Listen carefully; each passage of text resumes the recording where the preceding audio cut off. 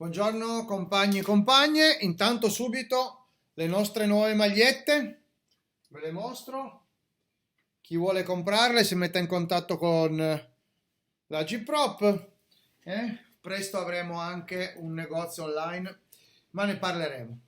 Oggi siamo qua ancora per continuare la nostra carrellata sul che fare di Lenin.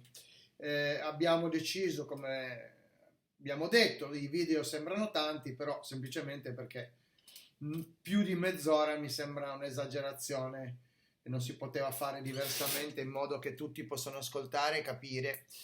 Ed eravamo arrivati in un punto che a noi interessa molto, e l'abbiamo dimostrato anche il 1° maggio a Bruxelles, che è quello dell'organizzazione leninista, e che fa un po' il paio con l'agitazione di cui parlava anche il compagno Gramsci. Quindi eravamo arrivati a parlare che cos'è un'organizzazione leninista, l'abbiamo spiegato in modo da far capire che noi non siamo appunto sinistri, non siamo fucsia, e per noi la organizzazione piramidale delle nostre federazioni è basilare. Avevamo parlato l'altra volta appunto della prima premessa della quella che tutti chiamano la democrazia ma che poi non applicano, che Lenin giustamente massacra, come avevamo detto, parlando di quello che stava succedendo in Russia ai primi del 1900, e parla appunto dicendo: ci si obietterà ancora che la nostra concezione sulle questioni organizzative contrasta con il principio democratico, no? Sapete che sempre noi ci chiamano stalinisti, ci chiamano dittatori, eccetera. Se l'accusa precedente era di origine specificatamente russa, quest'ultima ha un carattere invece specificatamente dell'estero, quello che interessa a noi. Soltanto un'organizzazione che sta all'estero poteva dare alla propria redazione, fra le altre, le istruzioni seguenti. Direttiva di organizzazione. Nell'interesse dello sviluppo e dell'unità della socialdemocrazia è opportuno mettere in rilievo, sviluppare e rivendicare il principio di una larga democrazia nell'organizzazione di partito. Ciò è tanto più necessario in quanto certe tendenze antidemocratiche sono già manifestate nelle file dell'organizzazione. Vedremo nel prossimo capitolo, eccetera, eccetera, che cos'è il principio di una larga democrazia. La prima è che tutto si svolga alla luce del sole, la seconda è che tutte le cariche siano elettive. Sarebbe ridicolo parlare di democrazia se gli atti del partito non fossero pubblici, ma accessibili solo ai membri dell'organizzazione. Chiameremo democratica l'organizzazione del Partito Socialista Tedesco perché tutto vi si svolge apertamente, perfino le sedute del congresso, ma nessuno chiamerà democratica un'organizzazione che rimanga segreta per tutti coloro che non vi sono iscritti. Perché allora formulare il principio di una larga democrazia se l'organizzazione clandestina non può rispettare la condizione essenziale per applicarlo? In questo caso tale principio è soltanto una frase sonora ma vuota, dice Lenin, no? Quindi quelli che ci accusano a noi, spesso anche i compagni e le compagne che escono dal partito, che dicono c'è troppa dittatura, c'è un segretario che comanda per tutti, che decide, e parlano sempre di questa. Anche al 1° maggio abbiamo sentito i sinistri, chi passava nel nostro stand e dirci ma la democrazia, si continua a sentire questa parola, però il 99,99% di questi qua che ti dicono la democrazia delle larghe intese è solamente una parola fumosa buttata lì per far credere così ai diritti individuali, cioè io faccio quello che cazzo voglio. E quella per me è la democrazia. Dico quello che voglio, posso dire quello che voglio. Non funziona così, come dice giustamente Lenin. E difatti lo dice qua. Eppure ecco dei militanti che si vantano del loro senso della realtà e sottolineano in una simile situazione non la necessità di un segreto rigoroso e di una selezione rigorosa degli iscritti, ma il principio di una larga democrazia. Difatti Lenin ci aggiunge: che aberrazione, col punto esclamazione, che è quello che stiamo dicendo noi. Cioè, la democrazia e un'organizzazione leninista sono due cose completamente diverse. Non perché l'organizzazione leninista non sia democratica, ma perché il significato, come abbiamo visto nel video prima, della parola democrazia, che viene ribaltato, nel senso che la parola democrazia per i trotskisti appunto vuol dire entrare in un comitato centrale, in un partito comunista marxista-leninista e contrastare tutto. Oppure, come ne avevamo noi uno qui, che diceva che per forza di cose doveva votare contro, perché qualcuno che voti contro a un segretario ci deve essere, perché sennò che senso ha la riunione? Ecco, questa è l'idea trotskista della democrazia, cioè bisogna assolutamente stare contro senza nessun argomento, perché bisogna far così, siamo anarchici, perché fondamentalmente il concetto è l'anarchia. E qua continua il compagno Lenin: lo stesso dicasi per la seconda premessa della democrazia, l'eleggibilità. Essa è naturalmente sottintesa nei paesi di libertà politica. Sono considerati, ha scritto il partito, tutti coloro che accettano i principi del programma del partito e che lo sostengono nella misura delle loro forze, dice il primo articolo dello statuto del Partito Socialdemocratico Tedesco. Poiché tutta l'arena politica è visibile a tutti come la scena di un teatro per gli spettatori, tutti sanno dai giornali, dalle assemblee pubbliche se questa o quella persona accetta o non accetta il programma, se sostiene o no il partito. Vi ricordate la famosa base trotskista della base, la base, questa entità che si sente anche in Podemos qui in Spagna, che avete sentito nei 5 Stelle, che si sente la base deve... No, la base non decide un cazzo. La base riceve gli ordini dal comitato centrale che gli dà l'ufficio politico e alle organizzazioni, alle commissioni del partito. Il partito le dice la base esegue, punto. Poi se la base ha proposte, le propone, vengono messe al voto delle loro federazioni, delle loro segreterie e eventualmente se passano i loro rappresentanti all'interno del comitato centrale le presentano. Questa è la democrazia, il centralismo democratico. La democrazia che c'è all'interno del centralismo democratico, cioè non è cosa vuol dire la base? Cioè ci sono dei dirigenti preposti che vengono eletti appunto dai militanti, dalla base, loro devono fare la politica del partito insieme agli altri dirigenti del partito. Se non sta bene, come giustamente molti vanno, se ne vanno fuori dalle palle, punto. Cioè, se tu vuoi entrare in un partito marxista-leninista, è così, questo è il centralismo democratico. Io faccio il militante, faccio il mio lavoro di militante, quando c'è una proposta da fare, un intervento da fare all'interno delle riunioni predisposte da una federazione la faccio. Se la mia proposta può essere consona al centralismo democratico, all'avanguardia rivoluzionaria della politica del partito, al marxismo-leninismo, eccetera, eccetera, eccetera, eccetera, si fa, si vota a favore e eventualmente, se è una cosa a livello che può interessare il nazionale, si può portare a livello nazionale quando c'è un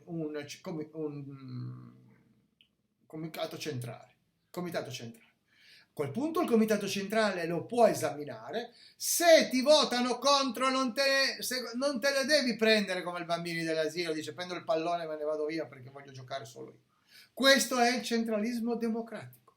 Punto. Non c'è un se, non c'è un ma, non ci sono virgole, non c'è punto e virgole, niente. Basta. Così funziona il centralismo democratico. È il più alto, è il massimo, la massima altezza della democrazia dentro un partito, perché se no tutti dicono tutto e alla fine non si combina niente, e questo si accoda con le elezioni. Loro, i nemici, hanno fatto sì che la classe operaia, come già cercava di spiegare Lenin nel Che fare, venisse intortata dalla parola democrazia e dalle parola elezioni, cioè l'operaio, la classe diciamo anche mediamente proletarizzata, che c'è sempre stata, che adesso è ancora di più, è sempre stata convinta che mandare i suoi rappresentanti borghesi in Parlamento fosse la soluzione per tutti i suoi problemi. Questo abbiamo visto che nell'ambito della socialdemocrazia del dopoguerra, negli ultimi 70-80 anni, è fallito miseramente. per il semplice motivo, proprio questo che si diceva, la base. La base invece non è che non conta nulla, la base è la militanza. Tu fai politica facendo agitazione, propaganda del tuo partito, creando le tue cellule, andando tra gli operai, andando tra gli impiegati, facendo agitazione, volantinando, facendo eventi. Quella è la militanza.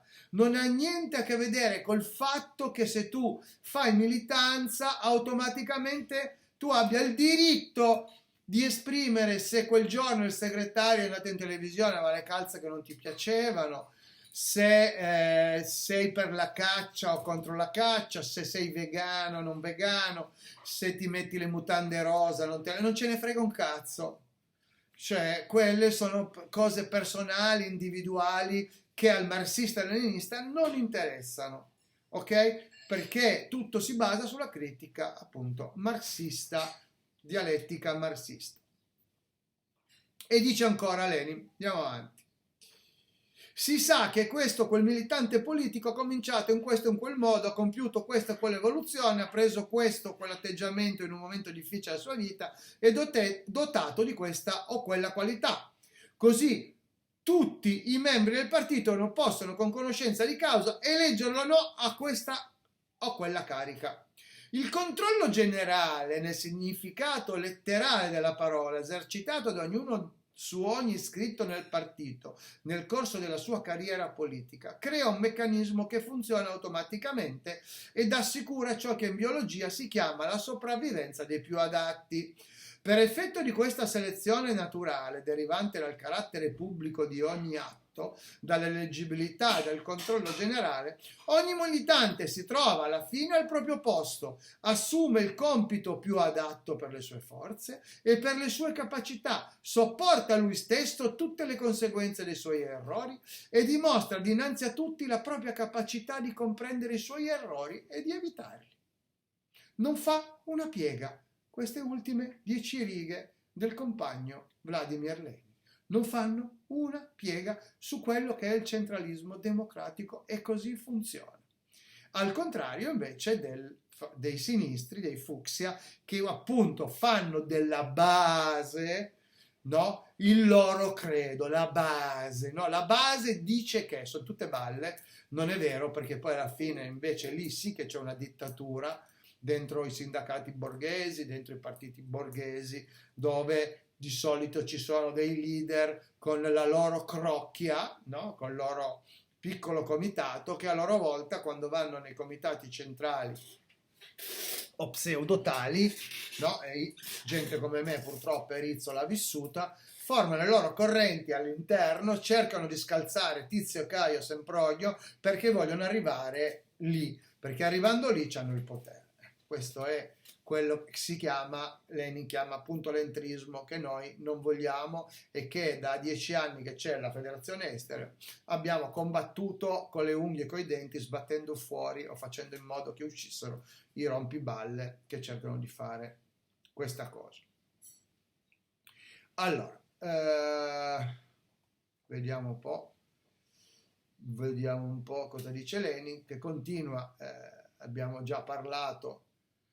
Lenin continua sulla questione appunto dell'organizzazione leninista, mi sembra, qua parla poi dell'organizzazione di quei tempi, che non è cambiata molto, però mi sembra che parlare della Russia nel 901 potremmo parlarne a lungo.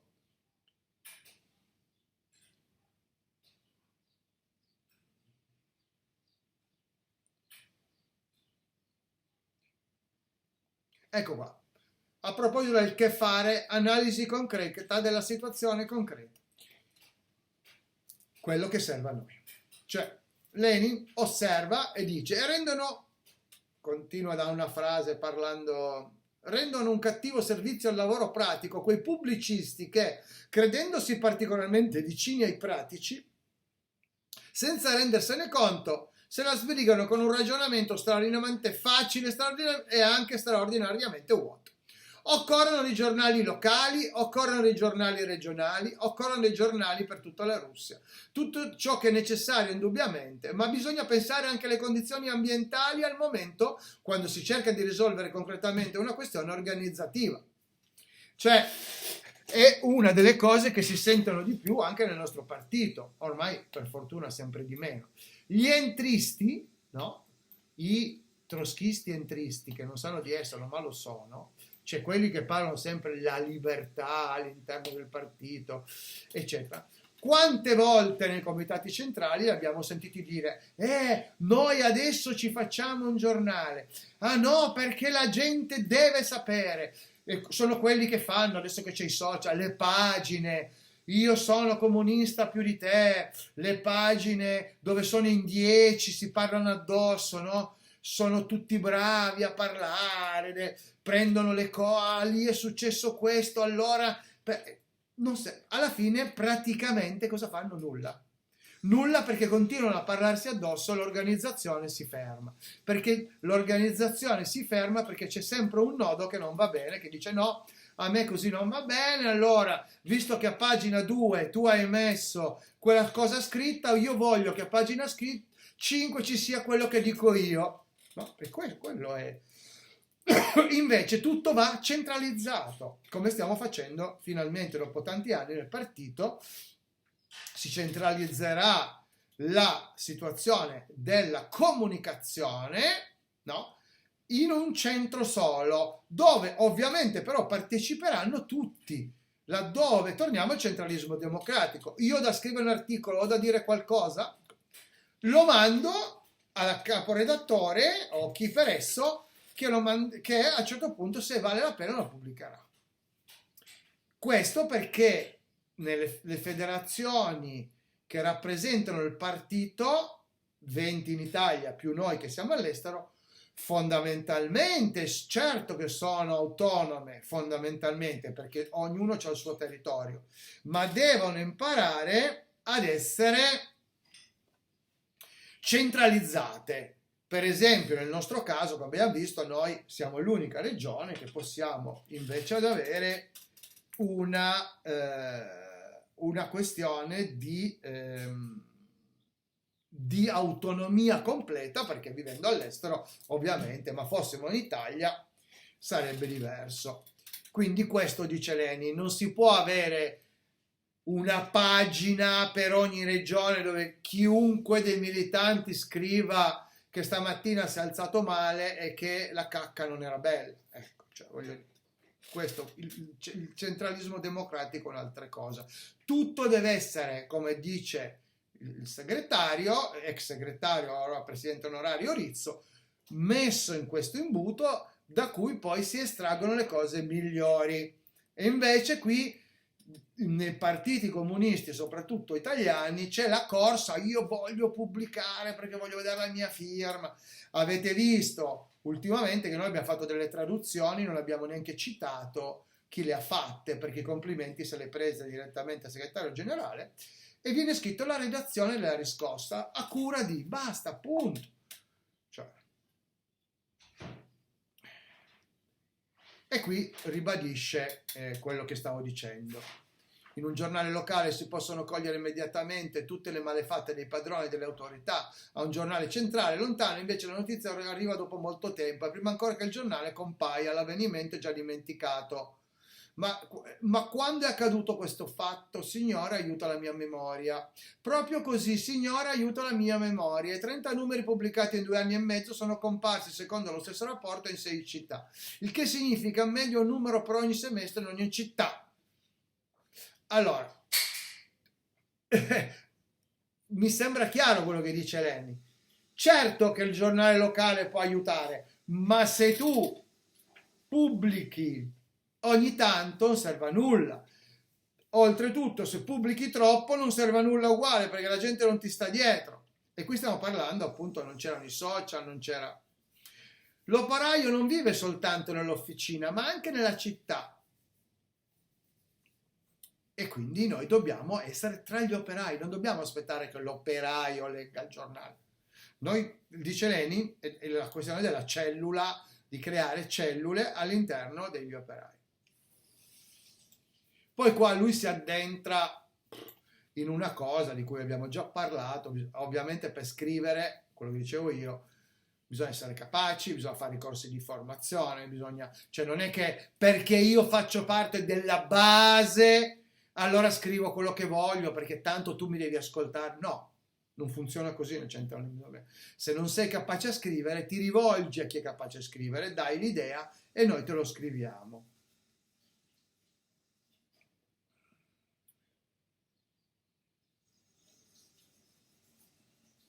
Scusate. Allora, dice proprio questo, Lenin, sta parlando proprio di centralizzare le notizie in modo che tutti ne possano parlare. La lotta economica è una lotta di categoria ed esige perciò l'unione degli operai secondo il loro mestiere, non soltanto sulla base del loro luogo di lavoro. Più chiaro di così? E questa organizzazione è tanto più urgente in quanto i padroni si affrettano a riunirsi in associazioni, sindacati di ogni genere. Il nostro spezzettamento e del nostro primitivismo la intralcia, perché essa esige in tutta la Russia un'organizzazione di rivoluzionari capaci di assumere la direzione dei sindacati operai nazionali. E qui veniamo a quello che è successo proprio in questi giorni, proprio lunedì e il 1° maggio. Noi eravamo in 8, vi assicuro che eravamo in pochi, però eravamo talmente ben organizzati che siamo riusciti a parlare con migliaia di persone e a dargli anche i nostri volantini, a far passare il nostro messaggio. Questa è l'organizzazione leninista. Sapere parlare, sapere discutere, sapere dare il volantino, sapere prendere i contatti, sapere parlare sia in maniera eloquente ma anche in maniera della critica marxista e sottolineare soprattutto che noi siamo appunto un'organizzazione marxista-leninista. Andiamo avanti.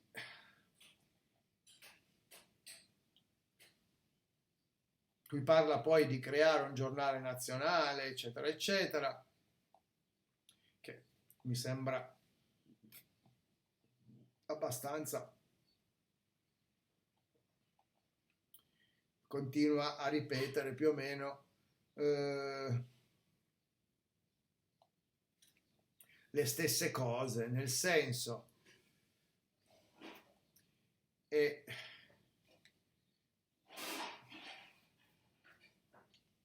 ecco, per esempio, parla della redazione e cita Marx, no? Dice appunto il marxista non è sognatore, se non sogna la rivoluzione, ma la prepara. Diceva Marx, l'umanità si pone sempre degli obiettivi realizzabili e che la tattica è il processo di sviluppo degli obiettivi che si sviluppano insieme con il partito stesso. E poi ancora una volta ribadisce, e chiudiamo qua, quale tipo di organizzazione ci occorre. Quindi ancora una volta Lenin parla di piano tattico. Mi sembra anche che ripetere sempre le stesse cose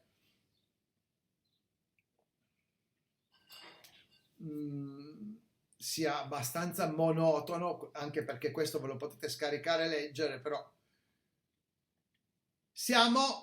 iniziano le conclusioni e le conclusioni partono, come sempre deve partire un marxista nella sua critica, dalla storia. E difatti nelle conclusioni del libro il compagno Lenin inizia: la storia della socialdemocrazia russa si divide in 3 periodi ben distinti, quindi una buona occasione per chi vuole imparare a parlare quando farà i discorsi è quella di, diciamo così, partire sempre dalla storia. Ne parlavamo proprio in questi giorni con i compagni e le compagne. La storia è la base della critica marxista. Il sapere, le informazioni, i numeri, sapere quando si parla come mettere in difficoltà l'avversario o con chi si conversa, farlo pensare, far sì che si ponga delle domande, perché sennò è troppo facile fare il populista. Oh, i politici prendono tutti i soldi, quello. No, devi sapere conversare. E Per esempio, quando ti vengono a dire ma voi siete dei dittatori, ho detto, ma tu stai bene alla dittatura liberista? Se stai bene alla dittatura liberista è giusto che tu stia dentro, però non ti lamentare poi se i servizi non funzionano, eccetera, eccetera. La storia della della socialdemocrazia, scusate, russa non ve la faccio, ve la leggete, e però c'è una cosa di cui parla chiaramente Lenin concludendo le ultime due pagine. Parlando dell'ultimo periodo della Russia, periodo di dispersione, quindi la fine dell'Ottocento, dispersione, disgregazione, di oscillazioni.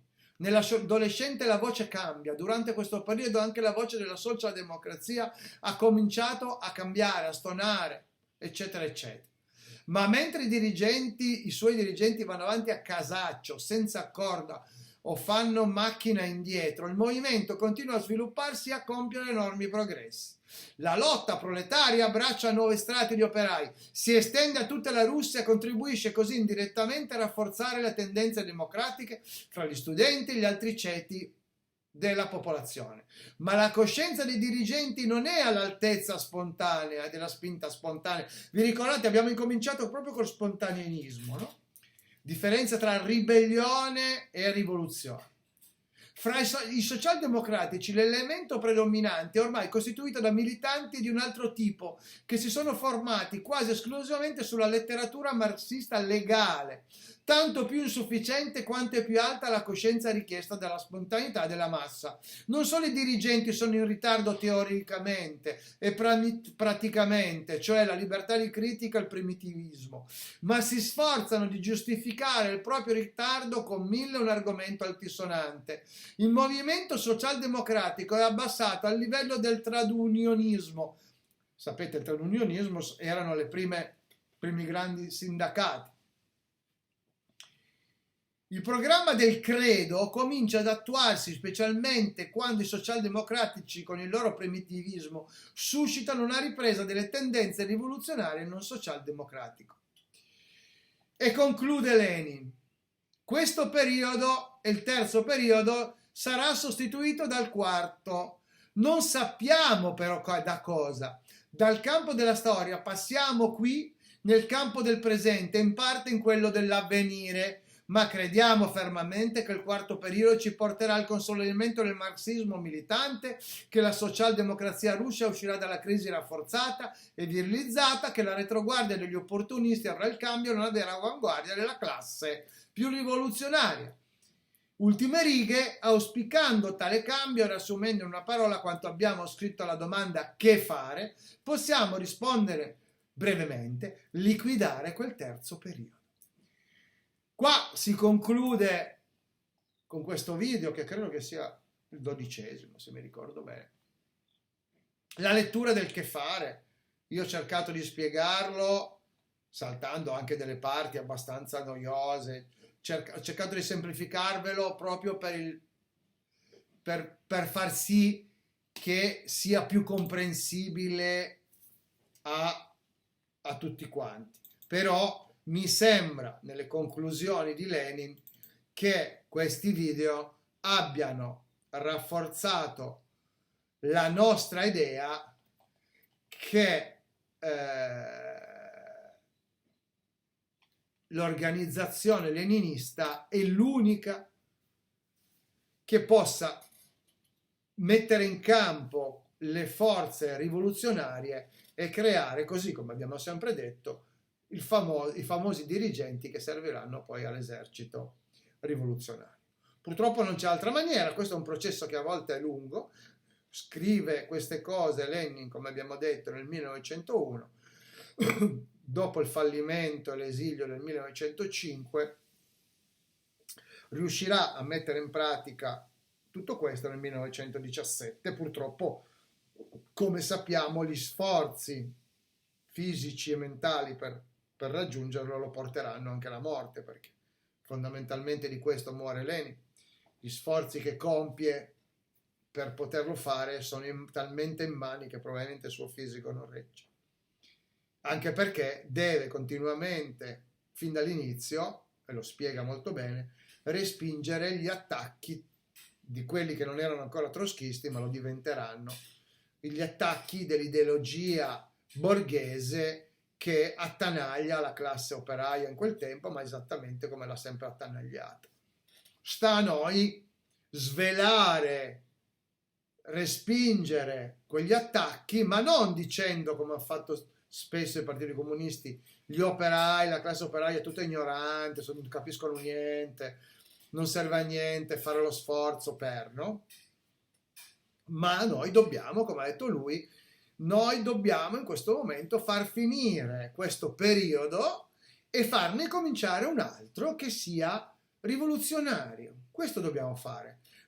Come lo facciamo? Come abbiamo detto, l'organizzazione leninista, piramidale, con i dirigenti, con i militanti, con i sostenitori, lavoro, lavoro, lavoro, lavoro, lavoro, tutti i giorni, dedicare a questo partito, alla rivoluzione, un pezzo della propria giornata. Se no è inutile lamentarsi, se non si può non si fa, però non bisogna lamentarsi. Questa è la conclusione del che fare. Io vi ringrazio veramente tutti e tutte, so che è seguistissimo questo corso, così come è stato l'altro, e poi inizieremo con l'imperialismo, la fase superiore del capitalismo, che anche questo è veramente molto molto interessante e sono veramente contento di poterlo fare per tutti voi e tutte voi. A presto risentirci, ricordate i gadget che abbiamo, le magliette, penne, di tutto e di più, richiedetele come militanti e sostenitori alla Agitprop e ve le faremo avere. Grazie e a presto compagni e compagne.